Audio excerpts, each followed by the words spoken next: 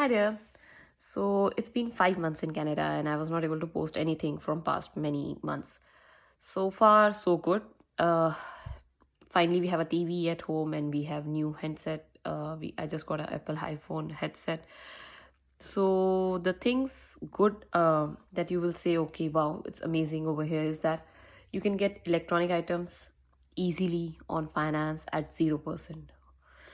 All they need is your ID proof and your details from which the loan will get debited, and the loan interest rate is zero. So they have zero financing option, which is amazing. It's like you're getting 15, you're getting a TV of 1500, and then you don't have to pay anything upfront. You have 3 months time, so you can pay 500 dollars, Canadian dollars, at per your as per your own convenience. The same is the case with getting any good handset. So they have good deals over here when you are buying a good plan. So for example, I just got iPhone 13 and it's amazing because I didn't have to pay anything upfront, or everything will get debited with my this plan, the talking plan and the internet plan, on a monthly basis. So after 2 years you have an option. It's like a 2 years of installments, but you have an option that after 2 years you can change your handset, or you can make the lump sum payment of some amount and just keep it with you. Generally people just keep on doing that. They use a phone for 2 years and then they just exchange it for a new one, and it just keeps on going. It's not a big dent on your pocket, to be honest. What else? So far we have not planned for a car, but I did ended up opening a registered education saving plan for my daughter. So here in Canada, if you have RESP, which is the short form of it, government do contribute 20% of it for your child's education. So it's like it's not even locked, but you consider it locked.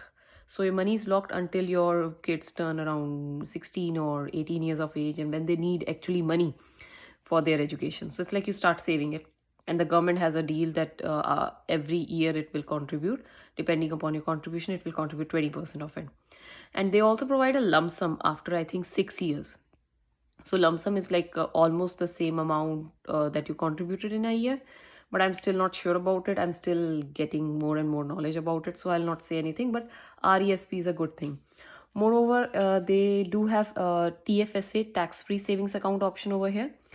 So you can open a TFSA and you can put your money in that. So every individual has a different limit for putting money. TFSA is more like your PPF in India, Pension Provident Fund. But here, whenever you take out money, they're gonna charge you the tax.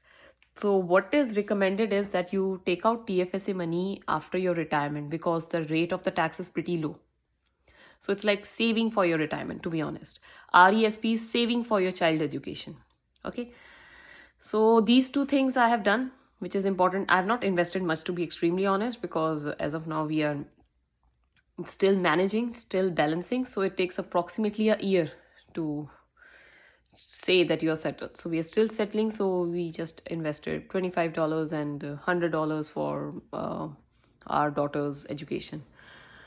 What else? What you're gonna love about here in Surrey, Canada, is that the weather is extremely good from May, June, July, August. That's what I heard. Could be till September and October. So it's sunny. It rains sometimes, not that much, but amazing weather out here. Even if you're wearing a sweater, you don't wear a sweater, that's also fine. So it's good weather overall. Food is what you're gonna crave. So you're not gonna get you're not going to get exactly the Indian flavor food out here, or at least whatever we have researched in Surrey area. Nope. But there are some good food outlets, like West Chipotle is one of them, which is like Mexican bowls they serve you, and it's really yummy. One of the things that you might like if you have a little bit spicy tooth. So you're gonna enjoy Chipotle food a lot over here. Then the quality of the donuts and other things are extremely nice. In fact, McDonald's soft serve cone over here is yummy. It's actually one of the best as compared to back in India. So the quality difference does exist over here. And air quality index 1, there's no pollution at all. In fact, you don't even have to dust your house. It's not dusty at all. Everything is concrete, and their drainage system is extremely good. It's not like that when you step out of the home that it's almost flooding. Nope. Even though it's rain, but the drainage system is so well maintained that there's no water clogging at all. At all. When I say at all, it's actually amazing. And the work ethics, people who work here, they are very professional. So when I say professional, it's not like that there's no leg pulling as such. And people over here, they come and they're very nice in terms of being very polite. So you won't experience that kind of atmosphere over here. So people who are coming, all of them are working.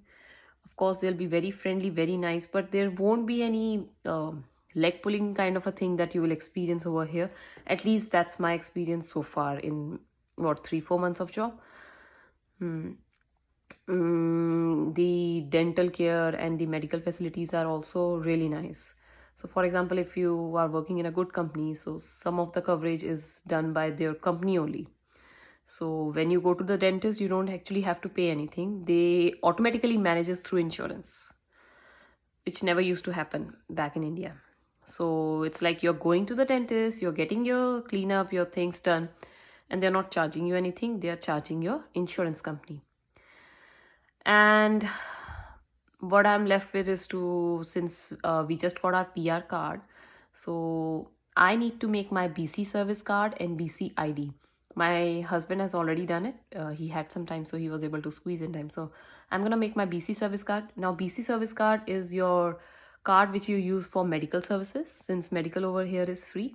So that card, you use it over here. And BC ID is just like your another ID proof. So far, this is what I've learned. And also, I was able to avail the childcare subsidy for my daughter, which I explained in the last video also.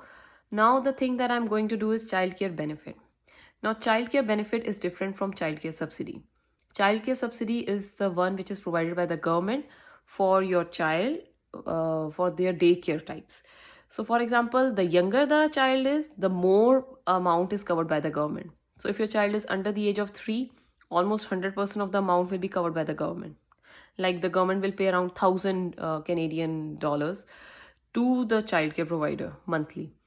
And as soon as your kid turn 3+, it almost drops to half.